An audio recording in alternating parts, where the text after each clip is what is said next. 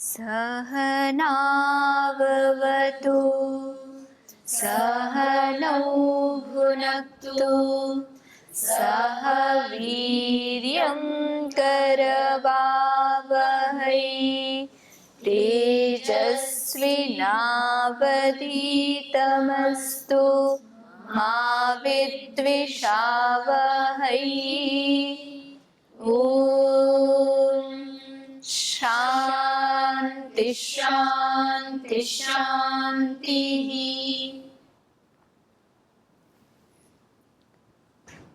तो हम भगवान श्री कृष्ण द्वारा दिए गए एक महान उपदेश देने वाले ग्रंथ के कुछ श्लोकों को पढ़ रहे हैं, उनका स्वाध्याय कर रहे हैं। तो हम श्रीमद् भगवत गीता जी के 16वें अध्याय का स्वाध्याय कर रहे हैं। उस स्वाध्याय के माध्यम से हम जानने का प्रयास कर रहे हैं कि वास्तव में हम कैसे पहचानें कि दिव्य मनुष्य कौन होता है। और पहचानने के साथ साथ हमारे मन में ये भाव भी उठना चाहिए कि आखिर हमारा जन्म भी दिव्य बनने के लिए ही हुआ है, अन्यथा हम में और पशुओं में कोई भी अंतर नहीं है। पशु भी खाते हैं भोजन, हम भी अपना पेट भरने के लिए भोजन खाते हैं, ठीक है। पशु भी निद्रा करते हैं ना, सोते हैं ना, हम भी सो जाते हैं। पशु भी डरते डराते हैं, मनुष्य भी डरते डराते हैं। अपने से बलवान को डरते हैं और अपने से कमजोर को डराते हैं। यही तो पशु करते हैं ना। शेर जो है वो हिरण आदि को डराता है, जैसे बिल्ली जो है वो चूहे को डराती है। और चूहा क्या है, वो क्या करता है, डरता है। किससे? बिल्ली से। तो यही क्रम है। तो मनुष्यों में और जानवरों में अंतर क्या है? अंतर तो यही है ना कि फिर वो विचारशील होकर के अपने कर्मों को उन्नत नहीं बना सकते। वो चाह करके भी ये गीता नहीं पढ़ सकते बैठ करके, वो चाह करके भी गुरुकुल में नहीं रह सकते, ठीक है। वो चाह करके भी अपने जीवन की उन्नति के लिए वैसे प्रयत्न नहीं कर सकते जैसे प्रयत्नों को करने के लिए मनुष्य स्वतंत्र भी है और सामर्थ्य से युक्त भी है। तो ये जो एक विशेष चीज मिली है, ये मनुष्य को ही मिली है। इसीलिए वेदों में कहा है, उद्यानम ते पुरुष नावयानम। हे मनुष्य, तुम्हारा जन्म किस लिए हुआ है? अगर पूछा जाए तो क्या कहा? उद्यानम, ऊपर उठने के लिए हुआ है। मनुष्य तुम्हारा जन्म क्यों हुआ है? ऊपर उठने के लिए हुआ है। न अवयानम, नीचे गिरने के लिए नहीं हुआ है। और यदि हम अपने को दिव्य ना बनाएं तो हम किस योनि में पहुंच रहे हैं? मनुष्य योनि में या उससे नीचे की योनि में? पशु के समान हो रहे हैं ना। तो पशु के समान नहीं बनना है। हमें इतना अधिक सामर्थ्य जो ईश्वर ने दिया है, हमें जो मन दिया है, बुद्धि दी है, वेदादि शास्त्रों के माध्यम से ज्ञान का भंडार दिया है, ज्ञानेंद्रियां दी हैं, ये सब कुछ जो हमको दिया है विशेष रूप से, इन सब का उपयोग करके हमें अपने आप को दिव्य बनाना है। यदि हम दिव्य नहीं बना रहे हैं तो हम मनुष्य की श्रेणी से नीचे जा रहे हैं, हम मनुष्य नहीं बन रहे। और मनुष्य में भी सामान्य मनुष्य बन के नहीं रहना है। कैसा मनुष्य बनना है? दिव्य मनुष्य बनना है। और दिव्य मनुष्य के लक्षण क्या होते हैं वो भगवान श्री कृष्ण गीता में बता रहे हैं, ठीक है। तो जैसे अभी तक क्या क्या लक्षण बता दिए? अभय, जो निर्भय हो वह मनुष्य कैसा होता है? और निर्भय का मतलब ये नहीं है कि जो अपनी अकड़ में रहता है और बोलता है मैं तो निर्भय हूँ, वो निर्भय नहीं है। वास्तव में वो भी डरपोक है, वो और ज्यादा कमजोर होता है। जो ज्यादा, आपने देखा है कि कोई पेड़ जो है जो लचक जाता है वो जीवित होता है, या जो तन के खड़ा रहता है वो? सूखा पेड़ ज्यादा, आप पता कर सकते हैं कि सूखा पेड़ जो है वो तो मरा हुआ है। आंधी आने पर भी उसमें लचक उत्पन्न नहीं होती, नम्रता उत्पन्न नहीं होती, वो या तो टूट जाएगा लेकिन झुक नहीं सकता। और जो जीवित वृक्ष होता है वो आंधी आने पर इधर से हवा आएगी तो इधर को झुक जाएगा, उधर से उधर हवा आएगी तो झुक जाएगा। तो ये इस बात को दर्शाता है कि किसमें जीवन है और किसमें जीवन नहीं है। तो जो व्यक्ति मृत पड़ा हुआ है उसमें अकड़ होती है। तो ये समझ लीजिए कि जो व्यक्ति अहंकार से, अभिमान से, घमंड से युक्त है और अकड़ करके रहता है, वह व्यक्ति वास्तव में निडर नहीं होता है, वो वास्तव में मरा हुआ सा होता है, मृत प्राय होता है। क्योंकि वह समझ नहीं पा रहा है। वह जिसको निडरता समझ रहा है वास्तव में वो उसकी बहुत बड़ी कमजोरी है। तो इसीलिए तथाकथित निडरता को अपना हथियार नहीं बनाना कि मैं तो अभय हूँ तो किसी से भी जाके कुछ भी बोल के आ जाऊँ, मुझे किसी से डर नहीं लगता, मुझे अपने आचार्यों से डर नहीं लगता, मुझे कर्मफल से डर नहीं लगता। ये जो है ये बेवकूफ़ी की बातें हैं। तो जो व्यक्ति ऐसा सोचता है कि मैं निडर हूँ और सिर्फ किस कारण से कि मैं तो किसी से नहीं डरता, कहीं भी कुछ भी बोल देता हूँ, कहीं भी जो भी मेरा मन आता है वो करता हूँ, वास्तव में वो व्यक्ति अंदर से बहुत कमज़ोर होता है। और वास्तविक निडरता तो ये होती है कि अंदर से उसके दोष मिट जाएं और वह पूर्ण हो जाए।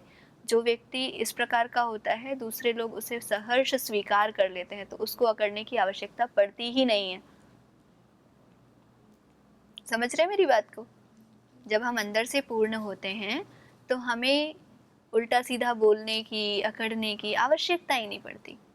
तो यही भगवान श्री कृष्ण कहते हैं, अभयम सत्व संशुद्धि, हमारा मन शुद्ध हो, ज्ञान में और योग में हमारी अवस्थिति हो जाए, दान देने वाले हम हो जाएं, हमारा स्वभाव दानशील हो, इंद्रियों पर हमारा नियंत्रण हो और हम यज्ञशील हों, देवताओं की पूजा करें, संगतिकरण करें, दान दें, अर्थात हमारा पूरा का पूरा जीवन ही यज्ञ स्वरूप बन जाए। तो यज्ञ क्यों कहा? कुछ और भी कह देते। वास्तव में अयम यज्ञो भुवनस्य नाभिः, जैसे हमारे शरीर का केंद्र बिंदु किसे कहा जाता है पता है आप लोगों को? नाभि प्रदेश को कहा जाता है। नाभि प्रदेश को ही समस्त प्रकार से जनन सामर्थ्य से युक्त भी कहा जाता है, इसे ही केंद्र बिंदु कहा जाता है ना? तो यज्ञ को भी इस पूरे के पूरे ब्रह्मांड की क्या कहा गया है? नाभि। यानी कि इस पूरे के पूरे ब्रह्मांड की जो प्रक्रिया संचालित हो रही है निरंतर, उस प्रक्रिया के केंद्र बिंदु के रूप में क्या है? यज्ञ। और जो हम यज्ञ कर रहे होते हैं, हम भी तो यज्ञ करते हैं प्रातः सायं, वह यज्ञ क्या है? इस महत जो बहुत महान यज्ञ चल रहा है पूरे ब्रह्मांड में, उसका छोटा सा प्रतीक है। सृष्टि में चल रही गतिविधियों को समझने का एक छोटा सा प्रतीक है यज्ञ।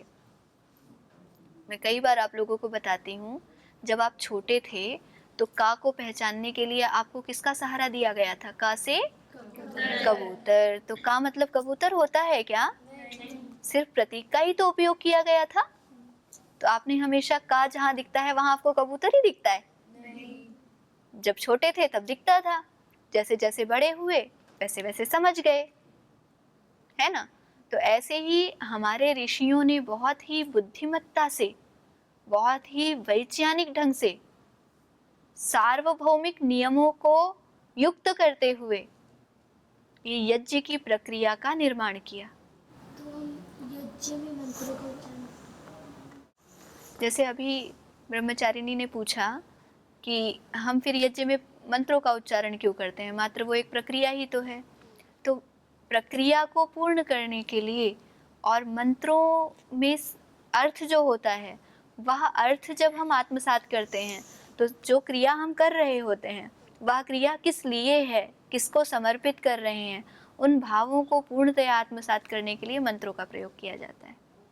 मंत्र भी बहुत ही अलग प्रकार से इनका व्याख्यान यदि किया जाए तो मंत्र भी शक्ति के पुंज हुआ करते हैं। एक एक मंत्र अपने आप में अत्यंत शक्तिशाली होता है। उसके वर्णों के उच्चारण के, स्वर की, मात्राओं की जो शक्ति होती है, वह शक्ति मिल करके इतनी प्रभावशाली होती है कि आज अधिकतर लोग इन बातों को नहीं जानते, परंतु ये मंत्र इतने शक्तिशाली होते हैं कि व्यक्ति की चिकित्सा के साधन बन जाते हैं। मंत्र मात्र से व्यक्ति स्वस्थ हो जाता है। तो फिर अगली श्लोकों से आगे चलेंगे तो फिर आपको इस प्रश्न का भी विस्तार से उत्तर देंगे कि आखिर यज्ञ में मंत्र क्यों बोलते हैं, यज्ञ में अलग अलग क्रियाएं क्यों करते हैं। अभी तो हम खैर गीता पढ़ रहे हैं ना, तो गीता में भगवान श्री कृष्ण कह रहे हैं यज्ञशील जो मनुष्य है, जो यज्ञ करता है, जिसने अपने जीवन को यज्ञ बना लिया है, जीवन को भी यज्ञ बना लेने से हमें पूरे ब्रह्मांड में संचालित क्रियाओं का ज्ञान होता है। तो जो यज्ञशील मनुष्य है वह कैसा मनुष्य कहलाएगा? दिव्य मनुष्य कहलाएगा। तप, स्वाध्यायस्तप आर्जवम। और फिर क्या कहा? स्वाध्यायशील जो है वह मनुष्य कैसा कहलाएगा? स्वाध्याय का अर्थ क्या होता है? पढ़ना। पढ़ना ही मात्र नहीं होता ना। तो जैसे मान लीजिए मैं पुस्तकालय में जाऊं, कोई भी पुस्तक ले लूं, पढ़ने लग जाऊं, उसी को स्वाध्याय कहेंगे? नहीं, स्वाध्याय भी एक पारिभाषिक शब्द है। हमारे योग दर्शन में तपस्वाध्याय ईश्वर प्रणिधानानि क्रिया योगा, क्रिया योग में स्वाध्याय को रखा है। और वहां महर्षि व्यास ने स्वाध्याय को परिभाषित करते हुए कहा, प्रणवादि पवित्र मंत्राणाम जपः मोक्ष शास्त्राणाम अध्ययनम वा। कि प्रणव आदि पवित्र मंत्रों का जप, जिनके माध्यम से हम आत्मस्थ होते हैं, स्व में स्थित होते हैं और जानते हैं। हम किसी वस्तु को कब जानते हैं?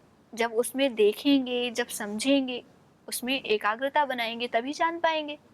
तो प्रणवादि पवित्र मंत्रों से हम अपने आत्मस्थ स्थिति को प्राप्त करते हैं और वही हमारा स्वाध्याय है। और दूसरा क्या प्रकार बताया? मोक्ष शास्त्राणाम अध्ययनम वा। मोक्ष मतलब मुक्ति। मुक्ति मतलब किससे मुक्ति? संसार से मुक्ति। संसार से मुक्ति मतलब अच्छी चीजों से भी मुक्ति, बुरी चीजों से मुक्ति, दोषों से मुक्ति, दुर्भावनाओं से मुक्ति, बाधाओं से मुक्ति, दुर्बलताओं से मुक्ति। तो ऐसे शास्त्रों का अध्ययन जो हमारे दोषों को दूर कर सके, उन शास्त्रों को मोक्ष शास्त्र कहते हैं। और ऐसे शास्त्रों के अध्ययन को ही स्वाध्याय कहते हैं। इधर उधर की चीजें मात्र सुनते रहना जिनसे दोष बढ़ते हैं अपितु घटते नहीं, उसको स्वाध्याय नहीं कहते। उसको तो व्यर्थ प्रलाप कहते हैं, व्यर्थ समय गंवाना कहते हैं। तभी कह रहे हैं स्वाध्याय, जो व्यक्ति स्वाध्याय करता है, निरंतर ऐसी वस्तुओं के संपर्क में रहता है जो उसे बंधनों से मुक्त कराएं, मोक्ष शास्त्रों का अध्ययन करता है, जो नित्य ही प्रणवादि पवित्र मंत्रों का जप करता है, वह मनुष्य कैसा होता है? दिव्य होता है। कैसा होता है इशिका जी? दिव्य होता है ना। और साथ ही साथ कह रहे हैं तप करता है। अब देखिए, आप तो सब जानते हैं कि प्रणवादि पवित्र मंत्रों के जप करने में द्वंद्व आता है। मन लगता है क्या सहज रूप से? नहीं भी लगता। तो उस मन को लगाने के लिए द्वंद्व को सहन करना पड़ता है। तो इस प्रकार के द्वंद्व को सहन करना, ये क्या कहलाता है? सब प्रकार के द्वंद्वों को सहन करना तब नहीं कहलाता, अपितु अच्छे कार्यों को करने के लिए जो हमें कठिनाई का सामना करना पड़ता है और हम उसको सामना करते हैं और साथ ही साथ अपने शुभ कार्य को सिद्ध करते हैं, वो क्या कहलाता है? तप कहलाता है। तपः द्वंद्व सहनम, कि जो हमारे आत्मोन्नति के कार्य हैं, उन कार्यों को करते समय जो बाधाएं आती हैं, संध्या करते समय मन नहीं लग रहा है लेकिन फिर भी हम मन को लगा रहे हैं, ये क्या है? तप है। हमें कोई व्यक्ति जब अपशब्द बोल रहा है, हमारा भी मन कर रहा है कि हम उसको अपशब्द बोल दें, लेकिन उससे हम दोषों से मुक्त होंगे या युक्त होंगे? तो उस समय दोषों से मुक्त रहने के लिए जो हम आत्म नियंत्रण कर जाते हैं, वास्तव में वो क्या कहलाएगा? वो तप कहलाता है। मन में किसी के लिए कुछ उल्टा आ रहा है लेकिन उसी समय हम ये सोच लें कि मेरा मानसिक कर्म खराब हो रहा है, मेरा संस्कार गलत बन जाएगा, उस समय अपने मन को नियंत्रित कर लेना, ये कैसा तप कहलाएगा? मानसिक तप कहलाएगा। ऐसे ही बहुत सर्दी हो रही है, हमारा उठने को मन नहीं कर रहा है, लेकिन संध्या का समय है या प्रातः जागरण का समय है, मंत्र पाठ करना है, उस समय मन नहीं कर रहा है, लेकिन मन को समझा करके मंत्र पाठ करना, ये कैसा तप है? शारीरिक तप है ना। सर्दी गर्मी को सहन करके अपनी नित्य क्रियाओं, नैमित्तिक क्रियाओं, इन सभी क्रियाओं का यथावत संचालन करते रहना, ये तप है। मान अपमान को सहन करना, कोई हमारा अपमान कर रहा है लेकिन हम बदले में उसका अपमान नहीं कर रहे, तो वो क्या कहलाएगा? ऐसे ही कोई हमारा सम्मान कर रहा है, सम्मान को भी सहन करना। कई लोग सम्मान पा करके अहंकार से भर जाते हैं ना। तो यदि सम्मान पाकर के कोई अहंकार से भर रहा है तो इसका मतलब वो दिव्य नहीं है। सम्मान को भगवान की कृपा समझ करके उनको समर्पित कर देना, ये तप है ना। तो इस प्रकार से शारीरिक, मानसिक, वाचिक, इन तीनों ही माध्यमों से तप का आचरण करना दिव्य मनुष्य की पहचान होती है। समझ रहे हैं आप लोग? तो स्वाध्यायस्तप आर्जवम, तप में आप इन सब चीजों को जोड़ लीजिए। सर्दी, गर्मी, भूख, प्यास, मान अपमान, इन सभी चीजों को सहन करना शुभ कार्यों के हेतु से, ये सारा का सारा तप की श्रेणी में आता है। और जो व्यक्ति तपस्वी होता है वही व्यक्ति वास्तव में दिव्य कहलाता है, अन्यथा आलसी व्यक्ति को दिव्य नहीं कहा जाता। फिर आगे बताते हैं आर्जवम। क्यों बताते हैं आर्जवम? आर्जवम कहते हैं ऋजुता को। ऋजुता माने सरलता, ठीक है, ऋजुता माने सरलता।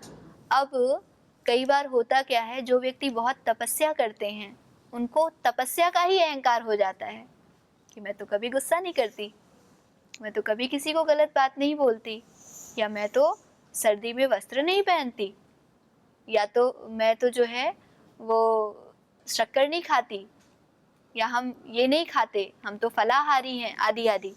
बहुत प्रकार के लोग तपस्याएं करते हैं। कुंभ मेला जब लगा था तो आप लोगों ने देखा भी था कि कुछ सन्यासी या कुछ बाबा जी टाइप लोग वो कैसे खड़े थे, एक पैर पे, कोई 12 साल से कोई एक पैर पे खड़ा है, कोई एक हाथ उठा के खड़ा है, किसी ने बीच में जो है वो धूनी रमा ली, वो आग जला ली, और गर्मी सर्दी उसी के साथ है, अग्नि के साथ।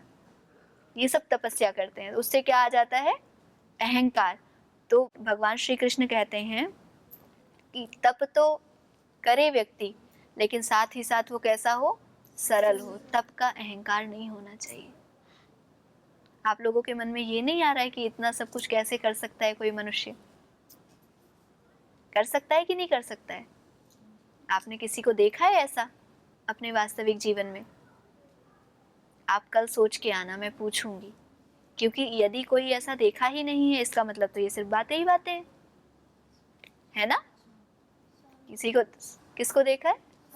स्वामी जी को देखा है। स्वामी जी को देखा है कि वो कितना निरंतरता से तप करते हैं, है ना? कल उस विषय में आपसे और बात करेंगे। अभी आपने बताया ना स्वामी जी को देखा है, ऐसे ही आपने किसी को सुना हो महापुरुषों में, उनके विषय में भी आपसे पूछेंगे। तो तप आर्जवम, ऋजुता, सरलता। आप लोग एक भजन गाते हैं ना, सरलता शीलता शुचिता हो भूषण मेरे जीवन के, गाते हैं ना? सरलता जीवन का बहुत बड़ा आभूषण होता है, ये दैवी संपत्ति है। और जो व्यक्ति सरलता से युक्त होता है उसे हम क्या कहते हैं? दिव्य मनुष्य कहते हैं। जो टेढ़ा व्यक्ति होता है ना, षड्यंत्रकारी व्यक्ति, उसको क्या कहते हैं? अदिव्य मनुष्य। वो कभी दिव्य नहीं होता। आगे बोल रहे हैं अहिंसा, जो हिंसक ना हो। हिंसा किसे कहते हैं? कष्ट पहुंचाने को, या तो वो स्वयं को कष्ट पहुंचाना हो, चाहे वो दूसरे को कष्ट पहुंचाना हो, दोनों को ही हिंसा कहते हैं। स्वयं को कष्ट पहुंचाने को भी हिंसा कहते हैं और दूसरे को भी कष्ट पहुंचाने को हिंसा कहते हैं। तो जो व्यक्ति हिंसक नहीं है वह अहिंसक है, और अहिंसा दैवी संपत्ति है। अहिंसा से युक्त मनुष्य कैसा मनुष्य कहलाएगा? दिव्य मनुष्य कहलाएगा, है ना? हिंसा की परिभाषा भी आपको बताई हुई है। हिंसा कितने प्रकार से की जा सकती है? शरीर से, वाणी से, मन से। तो इसके विपरीत अहिंसा को हम देखें तो शरीर, वाणी और मन, इन तीनों से ही किसी को कष्ट ना पहुंचाना, यह अहिंसा है। और जो व्यक्ति अहिंसा से युक्त है वह दिव्य मनुष्य की श्रेणी में आता है। दिव्य मनुष्य के लक्षण में अगला लक्षण क्या बताया? तो सत्य बोलना, ये दिव्य मनुष्य का लक्षण है। जो जैसा मन में है वैसा ही वाणी के द्वारा प्रकट करना, और जो जैसी वस्तु है उसको वैसा ही जानना, मानना और फिर प्रकट करना, वह सत्य कहलाता है। हम ऐसा नहीं कह सकते कि कोई तो व्यक्ति कहे नहीं मैं तो इसको, मेरा सत्य तो ये है कि ये पुस्तक नहीं है, ये तो चूहा है, कोई कहने लग जाए तो ये सत्य होगा क्या? बोले नहीं नहीं, मैं तो मानती हूँ ना, मेरा सत्य ये है। ये सत्य नहीं होगा, बल्कि सत्य क्या है? यथार्थ। अर्थात जो जैसा है उसको वैसा जानना, उसको वैसा मानना और वैसा ही कहना, प्रकट करना, ये सत्य कहलाता है। यथार्थे वांग मनसी। तो सत्य का पालन करने वाला व्यक्ति दिव्य होता है, अहिंसा का पालन करने वाला व्यक्ति दिव्य होता है। फिर क्या कहते हैं? अक्रोधः। जो कई बार लोग सत्य बोलते हैं ना, वो क्रोध में आकर के भी मैं तो सच बोल रहा हूँ, मुझे कौन क्या कह सकता है, ऐसे करके क्रोधित हो जाते हैं ना। तो भगवान श्री कृष्ण मना कर रहे हैं, कह रहे हैं ये गलत बात है। भले ही आप सत्य बोल रहे हैं तो क्रोधित नहीं हो सकते। दिव्य व्यक्ति का लक्षण है कि वह क्रोध नहीं करेगा। क्रोध की जगह कभी कभार वो मन्यु तो कर सकता है, पर क्रोध कभी नहीं कर सकता। तो अक्रोधः ये दिव्य मनुष्य का लक्षण है। आगे क्या कहते हैं? त्यागः। अब जब इतनी सारी गुण होते हैं ना जब मनुष्यों के पास, तो उसके पास दैवी संपत्ति से युक्त होने के कारण बहुत सारी वस्तुएं भी होती हैं, बहुत सारी समृद्धि भी हो जाती है। तो कह रहे हैं फिर उसका त्याग कर देना, वस्तुओं का त्याग करना, बुरी चीज़ों का त्याग करना। ये जो त्याग है ना, ये त्याग कैसी संपत्ति है? दैवी संपत्ति है। और इस त्याग से युक्त मनुष्य कैसा है?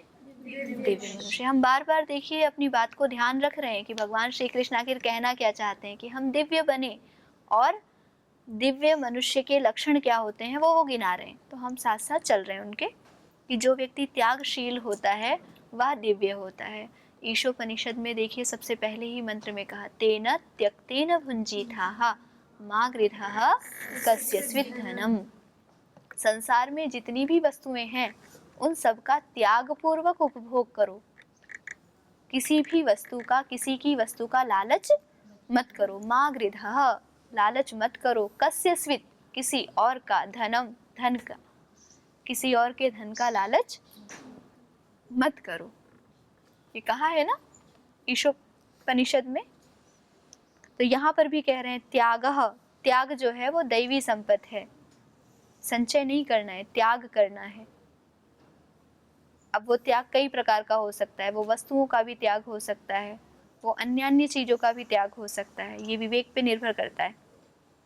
शांति ही, दिव्य मनुष्य के लक्षण क्या है? शांति। वो शांत होता है, उसमें उथल पुथल नहीं होती। बाह्य जीवन क्रियाशील होता है, परंतु वह अंदर से पूर्ण शांत होता है। एक बार महर्षि अरविंद से महर्षि दयानंद के विषय में पूछे जाने पर उन्होंने कहा, किसी ने पूछा कि महर्षि दयानंद को आप किस प्रकार से देखते हैं? तो महर्षि अरविंद ने कहा कि मैं उन्हें समुद्र के समान देखता हूँ। तो समुद्र के समान देखने का क्या मतलब है? तो उन्होंने बताया कि वह एक ऐसे महापुरुष हैं जो समुद्र के समान बाहर से पूर्ण क्रियाशील और अंदर से पूर्ण शांत होते हैं। जैसे आपने समुद्र कभी देखा हो आपने, तो ऊपर समुद्र में कितनी ऊंची ऊंची 20-20, 30-30 फीट की लहरें उठ रही होती हैं, और जितना अंदर जाते हैं समुद्र की गहराई में, समुद्र पूरा शांत होता है। तो इसका मतलब क्या कहना चाह रहे हैं भगवान श्री कृष्ण? हम बाहर से खूब पुरुषार्थी हों, लेकिन मन में हमारे व्यग्रता ना हो, उथल पुथल ना हो, अनिश्चय वाले ना हो। हम पूर्ण रूप से अंदर से प्रशांत हों। प्रशांत होंगे तो प्रसन्नता स्वयं ही आ जाएगी। तो शांति ही। और फिर कह रहे हैं अपैशुनम। ये पिशुनता भी ना बहुत बड़ा दोष होता है जीवन का, और जाने अनजाने ये हो जाता है। तो इसीलिए भगवान श्री कृष्ण कहते हैं कि अपैशुनम। पिशुनता कहते हैं चुगली को, एक की बात दूसरे को बताना, फिर दोनों को लड़वाना, फिर किसी का मतलब दोष ना भी हो ना तो भी दोषारोपण करना, दूसरे में दोषों का आविष्कार करते रहना और उसको परस्पर वार्ता का विषय, मुख्य केंद्र बनाते रहना। ये क्या है? पैशुन्य है ना। तो पैशुनम, और कहते हैं अपैशुनम, जिसमें पिशुनता नहीं है, जो सबको आगे बढ़ाने के लिए प्रयत्न करता है, अपितु इधर से उधर चुगलखोरी नहीं करता है, वह मनुष्य कैसा है? दिव्य है। तो हमें दिव्य मनुष्य बनने के लिए अपने ऊपर ध्यान देना होगा ना। हमें ये ध्यान रखना होगा कहीं कहीं हम विषमता तो नहीं कर रहे, क्या हम किसी के लिए हानि तो नहीं कर रहे, किसी के लिए बाधाएं तो उपस्थित नहीं कर रहे। तो इस प्रकार से हमें निरंतर सोचना चाहिए। फिर कहते हैं दया भूतेषु, किस पर दया? भूतेषु, जो पंच महाभूत और उनसे बना हुआ पूरा ये संसार है, पृथ्वी अग्नि वायु जल आकाश, इन्हीं 5 तत्वों से मिलकर सारा संसार बना है कि नहीं? हमारा शरीर देख लीजिए, ये जो दिखने वाला भाग है ये पृथ्वी से बना है, इसके अंदर जो रक्त बह रहा है वो किससे है? जल भाग से बना है कि नहीं? हमारी जो अग्नि प्रज्वलित हो रही है, जठराग्नि और अलग अलग अग्नियां, वो सब किससे, किसका प्रतिनिधित्व कर रहे हैं? वहां पे अग्नि तत्व का प्रतिनिधित्व कर रहे हैं, वो अग्नि तत्व से बने हुए हैं। पृथ्वी अग्नि वायु, वायु से जो ये पंच प्राण हमारे अंदर हैं, प्राण अपान उदान समान व्यान, ये सब किसके द्वारा बने हुए हैं? वायु से बने हुए हैं। इन सबके बीच में जो एक रिक्त स्थान है वो कौन है? आकाश है। तो हमारा शरीर भी किससे बना हुआ है? पंच तत्वों से बना हुआ है। तो पंच तत्वों से ही हमारा शरीर बना हुआ है, पंच तत्वों से ही सारे पशु पंछियों का शरीर बना हुआ है, पंच तत्वों से ही ये बड़े बड़े भवन बने हुए हैं, है ना? पंच तत्वों से ही ये जो शाक सब्जी जो फल खाते हो ना, उस फल में पृथ्वी भी है, उस सेब में पृथ्वी तत्व भी है, उसमें अग्नि भी है, उसमें वायु भी है, जल भी है, आकाश भी है। कम ज्यादा मात्रा में होता है, जो चीज स्थूल रूप से दिखाई देती है उसमें पृथ्वी तत्व अधिक होता है ना? तो आप सोच के देखो कि कुल मिला के अंतिम रूप से वास्तव में ये संसार है क्या? वही 5 तत्व। ठीक है, तो दया भूतेषु, इन 5 तत्वों से मिलकर के ये जो दृश्य जगत हमारे सामने है, उन सब पर के क्या करना? उन सब पर दया करना। आज हम इतना ही देखते हैं और विचार करते हैं कि वास्तव में हमें दिव्य बनना है, ये हमारे मन में संकल्प होना चाहिए, और क्योंकि दिव्य बनना है इसलिए दैवी संपत्ति का आचरण करना है। ओम शांति शांति शांति।